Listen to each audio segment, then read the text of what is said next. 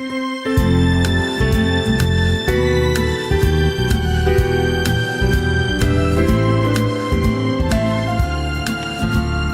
같이 봅니다. 시작.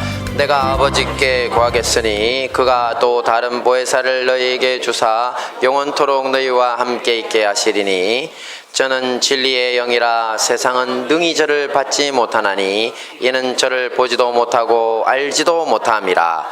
그러나 너희는 저를 아나니 저는 너희와 함께 가시며 또 너희 속에 계시겠습니다. 아멘. 네, 오늘은 또 다른 보혜사 성령님이라는 말씀으로 함께 은혜를 나누도록 하겠습니다.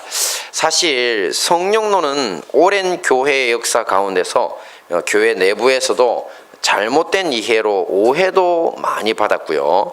또 교회 외적으로는 이단들이 가장 크게 악용하는 교리 중에 하나입니다. 제가 어릴 때는 교회에서 방언을 못하게 했던 시절도 있었습니다.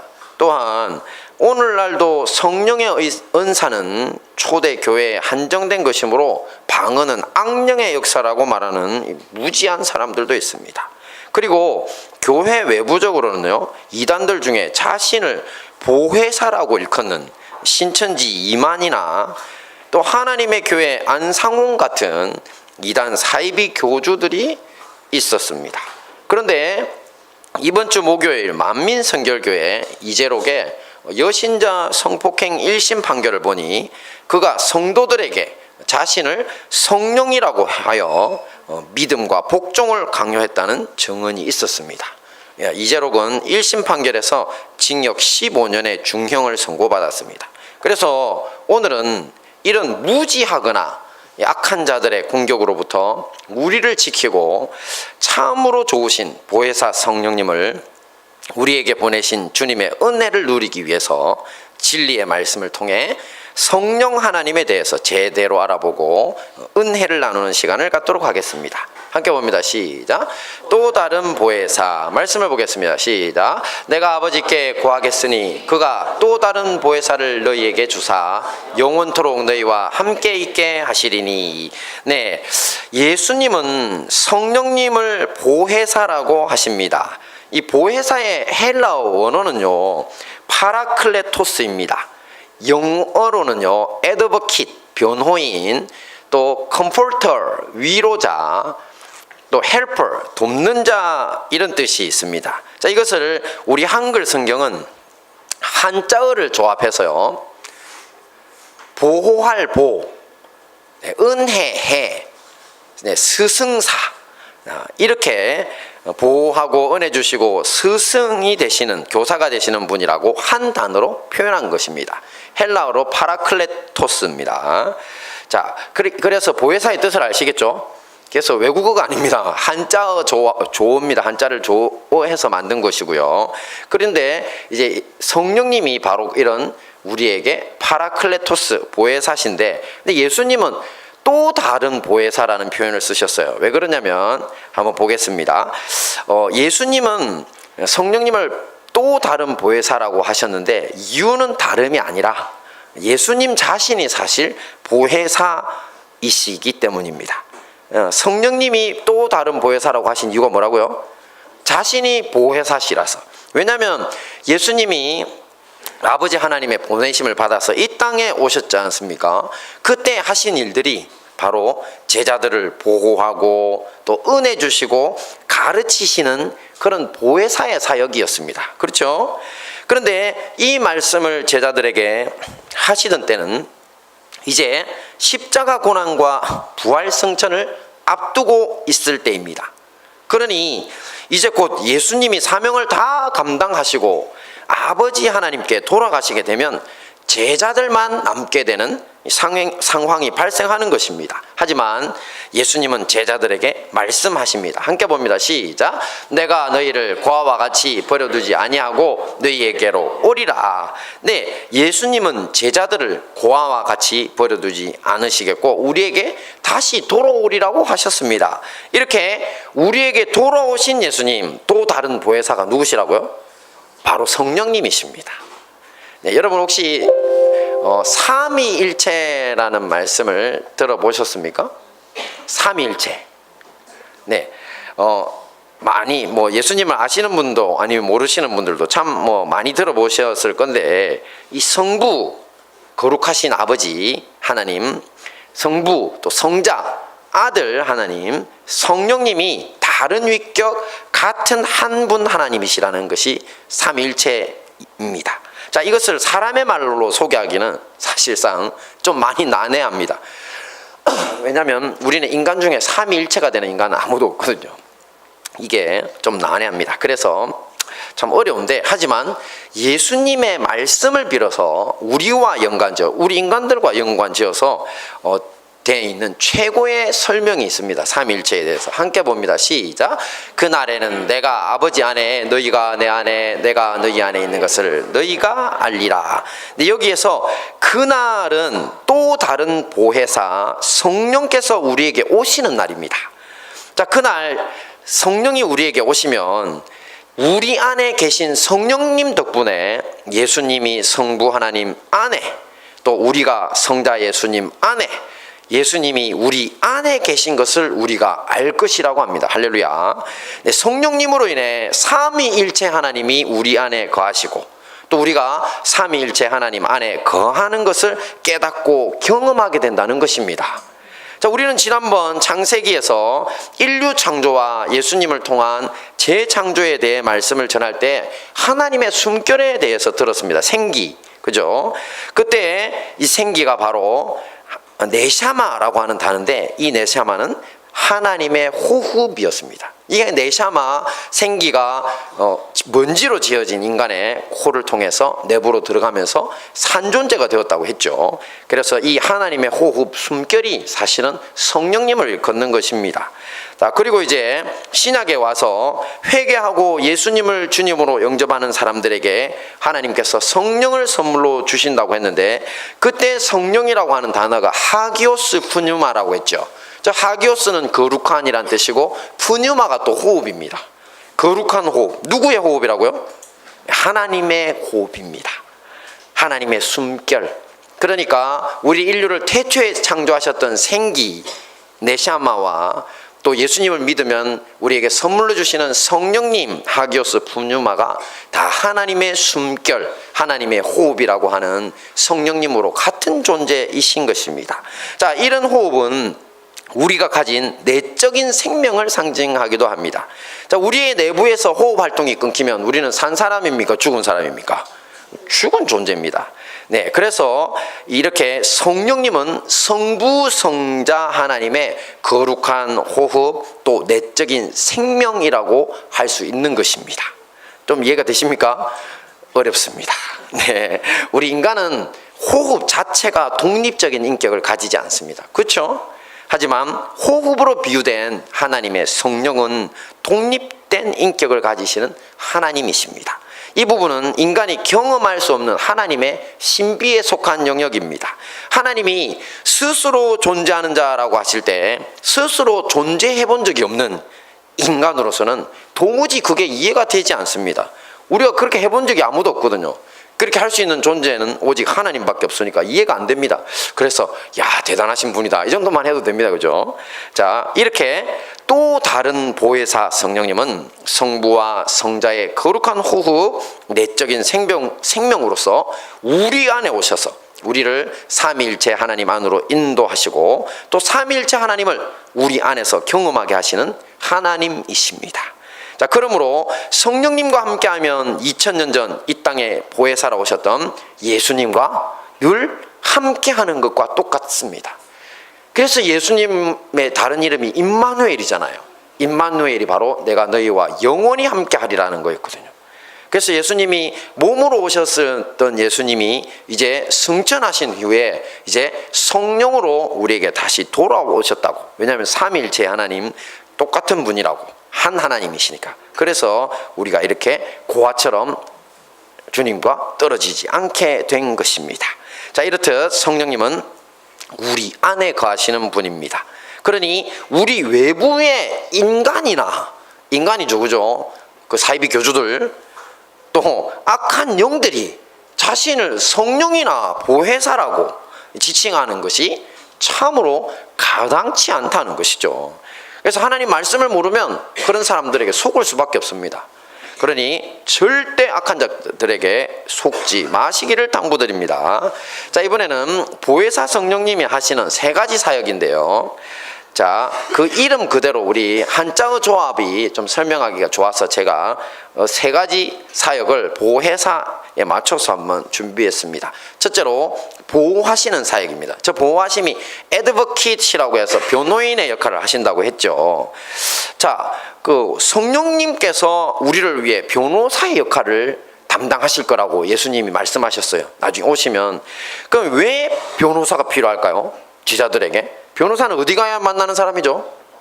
법정에 가야 되잖아요, 그죠? 왜냐하면 제자들도 앞으로 예수님처럼 부당한 판결로 공경에 처하게 될 것을 아셨기 때문입니다. 함께 봅니다. 시작. 사람들이 너희를 끌어다가 넘겨줄 때 무슨 말을 할까 미리 염려치 말고 무엇이든지 그 시에 너희에게 주시는 그 말을 하라. 말하는 이는 너희가 아니요 성령이시니라. 네, 변호인은 의뢰인의 입장에서 판사나 배심원들에게 설명을 하는 사람입니다. 복음을 전하다가 억울하게 끌려온 제자들에게 성령께서 변론의 대답을 주실 것이니 걱정하지 말라. 그렇게 예수님이 말씀하시는 것입니다. 자, 사도행전을 보시면 사도 베드로와 사도 바울까지 모두 이런 상황을 만납니다. 그래서 유대인의 법정에 끌려가서 예수님 믿는 것, 또 복음 전하는 것에 대해서 추궁을 당합니다. 하지만 성령 충만한 이 사도들의 대답에 신문하는 자들이 꼼짝도 못하는 장면들을 볼 수 있습니다. 왜? 성령님께서 대답할 말을 주셨기 때문입니다. 변호인으로서. 또 그리고 이 변호인으로서 성령님이 필요한 두 번째가 있습니다. 그것은 최후 심판의 날, 바로 변호인이 필요하기 때문입니다. 왜냐하면 창조주 하나님께서 온 인류를 심판하는 날은 하나님이 재판장이 되시고 하늘 법정에서 재판이 열리는 상황입니다. 주님은 그들의 행위를 따라 영원한 사망인 불지옥과 새 하늘과 새 땅으로의 영생을 결정하실 것입니다. 자, 이런 상황에서 우리를 변호하여 영생을 얻게 하실 하늘 법정 변호인이 누구시라고요? 네, 성령님, 예수님, 그분 자체입니다. 그리고 성령의 보호하심에는 변호인으로서의 역할을 넘어서 또 일상의 삶에서, 우리 일상의 삶에서 항상 우리를 보호하시는 것이 있습니다. 자, 1970년대쯤요 한 목사님이 큰 읍내 장터에 나가 용건을 보고 자기 마을로 저렇게 시골 버스를 타고 돌아가고 있었습니다. 자, 그렇게 한참을 가고 있는데 버스가 산 비탈에 다다를 때쯤에 아이를 업고 있던 한 여성이 갑자기 일어나서 성령님이 말씀하시기를 버스가 산 비탈에 떨어지는 사고가 생길 거라고 하니까 어서 버스에서 내려야 되겠다고 이렇게 소란을 일으키는 겁니다. 하지만 버스 운전기사와 버스에 탄 사람들이 그 여성을 조롱하면서 내려주질 않았습니다. 자, 그 뒷자리에 앉아 계시던 목사님도 속으로 아니 저분이 교회 다니시는 것 같은데 저 자매님이 좀 이상한 사람이다 이렇게 생각을 했더랬습니다. 그렇게 조금 더 버스가 가는 동안 그 여성은 안절부절 못하고 또 자리에서 일어나서 버스 출구에 서서 입으로 계속 웅얼웅얼 하면서 막 기도를 하는 겁니다. 웅얼웅얼이 주로 뭐죠? 방언입니다. 근데 이 방언 기도를 하는데 이게 방언 통변이 되는 사람들이 간혹 이게 예언이 될 때가 있거든요. 그래서 어서 급하다고 빨리 내리라고 하는 이게 계속 오는 겁니다. 근데 안 내려주니까 막 마음이 급하죠. 근데 그러고 있는데 갑자기 버스가 계속 가는데 그만 타이어가 펑 하고 터져버리는 겁니다.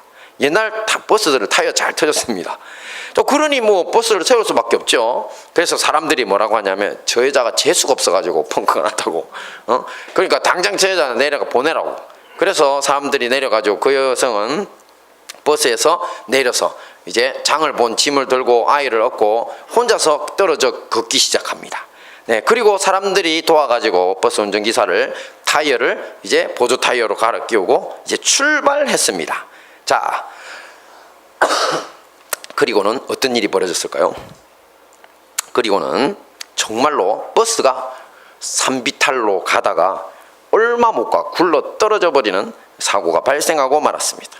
많은 사람이 죽고 다쳤는데 이 목사님도 크게 다쳐서 몇 달을 병원 신세를 지고 겨우 회복할 수 있었다고 합니다. 자, 하지만 이 일로 이 목사님은 큰 충격에 빠졌습니다.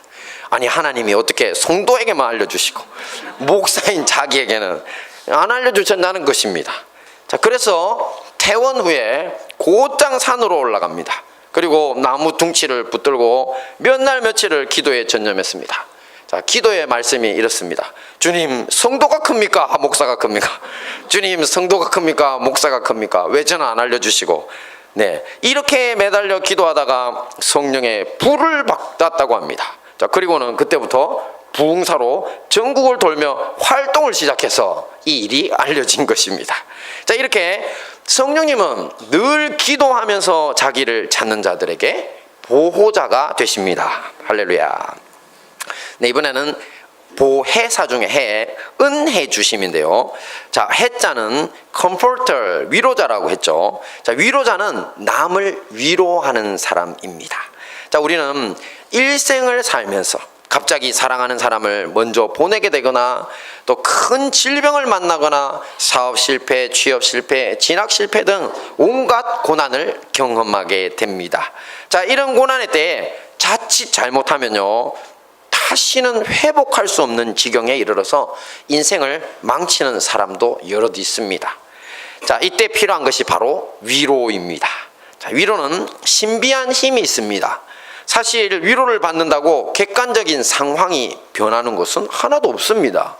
하지만 누군가의 진심 어린 위로는요, 우리에게 이 고난을 견디고 극복할 힘을 줍니다. 그래서 이 고난 많은 인생에서 사람들은 누구나 위로자를 필요로 합니다.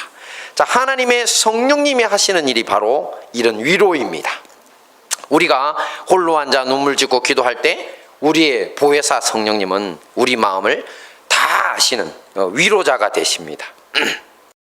때론 내가 몰랐던 내 마음까지 다 아시는 참된 위로자가 되십니다. 우리가 기도조차 하지 못하고 주저앉아 있는 사람들도 있습니다. 이런 분들에게는 또 성령 충만한 형제자매들의 중보의 기도, 또 그들의 입을 빌어 위로와 격려로 함께 해 주십니다. 할렐루야. 네, 저는 사실 집사람 때문에 40일 금식기도 들어갔을 때 20일째쯤 되는 날, 그 대기 한 며칠 전주부터 너무너무 이렇게 힘든 거예요. 너무 힘든 거예요.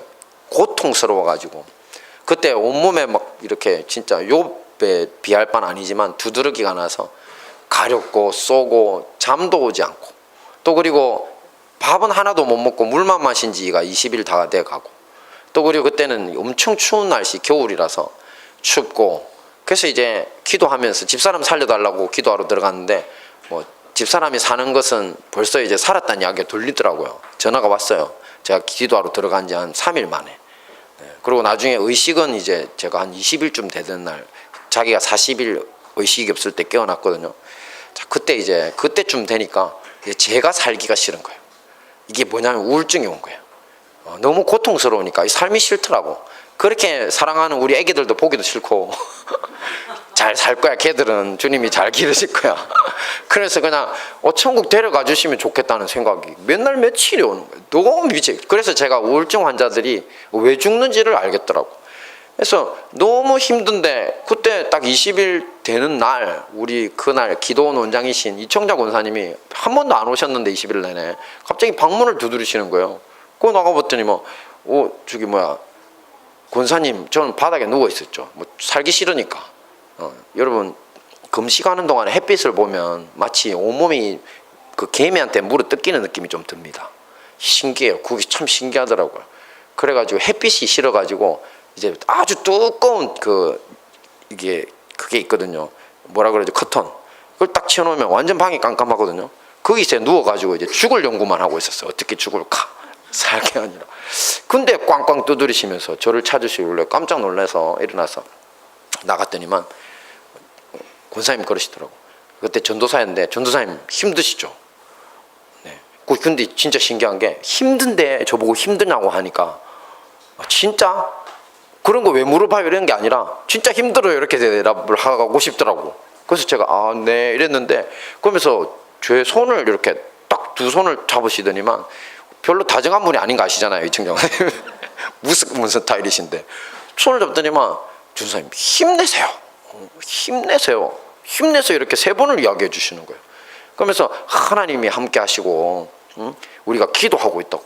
근데 정말 죽을 것 같았고 죽고 싶었던 그 마음에 3번 손을 꼭 잡고 할머니 90이 넘으신 할머니가 힘내세요 힘내세요 힘내세요 하는데 힘이 나는 거예요. 그래서 제가 처음으로 누군가 내 손을 잡아주고 힘내라고 할 때 삶의 소망이 들어오는 게 무슨 전류가 들어오는 것처럼 진짜 마음을 쾅쾅쾅 치면서 벌떡 마음을 일으키더라고. 그래서 제가 거기서 힘을 내서 20일 더 굶었어요.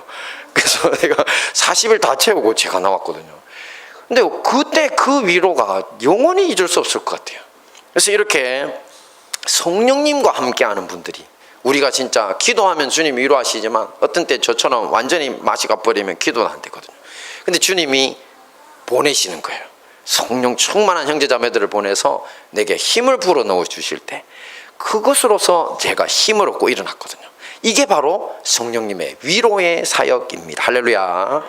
네, 마지막으로 가르치시는 사역입니다. 성령님이 우리를 도우시는 가장 큰 일 중 하나가 바로 진리의 교사이십니다. 함께 봅니다. 시작. 저는 진리의 영이라 보혜사 곧 아버지께서 내 이름으로 보내실 성령, 그가 너희에게 모든 것을 가르치시고 내가 너희에게 말한 모든 것을 생각나게 하시리라. 네, 이렇게 성령님은 진리의 말씀을 우리에게 가르치시고 예수님의 말씀을 생각나게 하시는 분입니다.